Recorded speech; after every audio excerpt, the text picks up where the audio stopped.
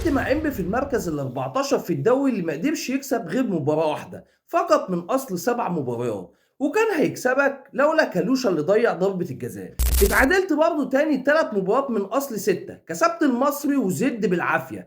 المصري كان احسن منك بس خدت النتيجة بتوفيق كبير بفاول من يحيى عطية. الاهلي مش اقوى هجوم في الدوري، ده الرابع مسجل 9 اهداف فقط، الزمالك وبيراميدز وسيراميكا فوقيه.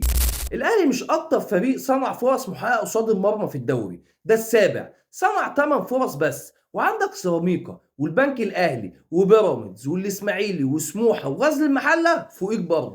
اداره فريقه ومش قادرين يدعموا الفريق بصفقات قويه. عندك مهاجم وحيد جاي عن طريق السوشيال ميديا، مدرب شغال يعاند مع الاداره ومش عايز يطور من نفسه عشان صفقاته ما جاتش. طيب عمر الساعي جاي ب 50 مليون جنيه وما لعبش غير 20 دقيقه بس، ما نزلش غير في مباراتين بس، كل مباراه منهم لعب 10 دقايق بس. طب ليه؟ طيب محمد الشناوي مش قابل يقعد دكه لمصطفى شوبير، فقال لك يلا ريحوا احنا كل فتره كده ونلعب شوبير مباراه.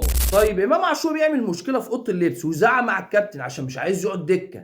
طيب كهربا مش عاجبه انه دكه فيزعق في اوضه اللبس ويزعل اللعيبه عشان ما يروحوش للجماهير. طيب انت مشيت مدير كوره وبيعرف يدير الامور ويحط حدود لكل لاعب زي سيد عبد الحفيظ، وجبت خالد بيبو ما نفعش فمشيته، وجبت محمد رمضان اللي عايز يسيبها اصلا وهو يمشي.